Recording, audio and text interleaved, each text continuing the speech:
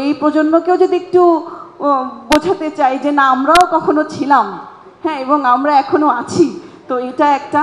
আর শেষ যেটা বলতে চাই সেটা হচ্ছে যে আমি কানের ডাক্তার দেখাবো অতি সত্বর।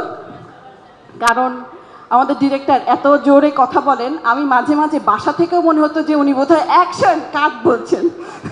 উনি যেদিন আমাকে স্ক্রিপ্টটা শোনাতে এসেছিলেন, আমি আসলে না ওনার এক্সপ্রেশন দেখেই রাজি হয়ে গেছি। সত্যি কথা বলতে একদম এত শিশু সুলভ ভঙ্গিতে উনি, মানে হয় না যে আনন্দের সর্বোচ্চ জায়গায় পৌঁছে গেলে মানুষ যেরকম এক্সপ্রেশন দিয়ে বা আনন্দ নিয়ে চোখ মুখ এরকম করে, আমি বললাম যে একজন শিশু আমাকে একটা গল্প শোনাচ্ছে, অবশ্যই আমি এটার সাথে অনবোর্ড থাকতে চাই। এক। দুই নাম্বার হচ্ছে যে এইখানে আমার মিমি আপার সাথে কাজ হয়নি, বা কি চঞ্চল ভাই, জাহিদ ভাই, পাবেল ভাই, দিনার ভাই, জয় আপা, সবার সাথেই কাজ হয়েছে। আর আমি যেহেতু কাজ করিই না, তো সবার সাথে একই জায়গায় আবার কাজ করার সুযোগটা এই লোকটা আসলে সংবরণ করতে পারিনি। এবং মনে হয়েছে যে আমরা একসময় এত কাজ করেছি, তো দেখা যাক না, এই প্রজন্মের অনেকে তো দেখেই নি আমাদেরকে, আমাদের কাজও অনেকে দেখেনি। তো এই প্রজন্মকেও যদি একটু বোঝাতে চাই যে না আমরাও কখনো ছিলাম, হ্যাঁ, এবং আমরা এখনো আছি। তো এটা একটা। আর শেষ যেটা বলতে চাই সেটা হচ্ছে যে আমি কানের ডাক্তার দেখাবো অতি সত্বর। কারণ আমাদের ডিরেক্টর এত জোরে কথা বলেন, আমি মাঝে মাঝে বাসা থেকেও মনে হতো যে উনি বোধহয় অ্যাকশন কাট বলছেন। এবং উনি আমার পাশেই বসেছেন।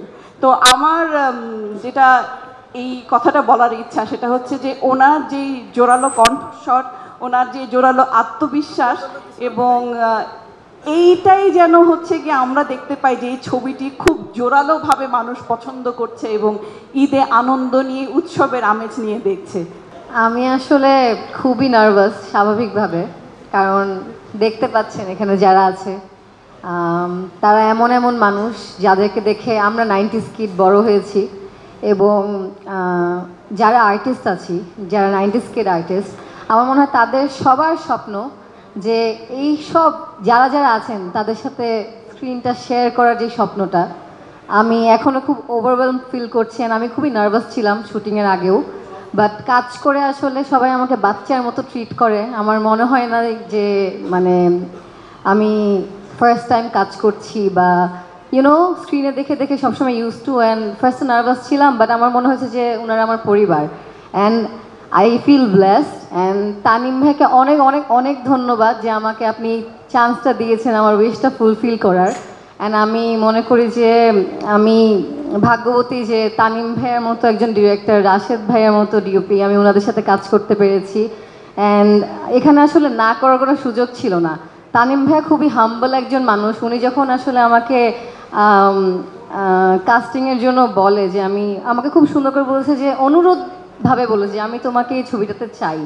আমি যখন পুরো গল্প জানলাম এবং কাস্টিং লিস্ট জানলাম, আমি জাস্ট হা করে তাকিয়ে আমি ভাবলাম যে উনি আমাকে অনুরোধভাবে বলছে কেন, মানে এটা তো আমার জন্য একটা blessing. So thank you so much, and it was a great experience working with everyone over here. অ্যান্ড আমি বিলিভ করি যে এই ছবিটা আমাদের জন্য খালি না, অডিয়েন্স যারা আছে, 90s একটা ডিফারেন্ট ফিল ছিল আসলে কাজের, বা এই মুখগুলো দেখে দেখে আমরা আচ্ছা না ওই ফিলটা আসলে এখন আর আমরা পাই না। সো ইনাদেরকে একসাথে দেখলে যেমন গুজবাম্পস হয়, কাজটাও আসলে স্ক্রিপ্ট অ্যান্ড সব কিছু মিলিয়ে আসলে একটা গুজবাম্পস দিবে, and everyone will enjoy it. Thank you.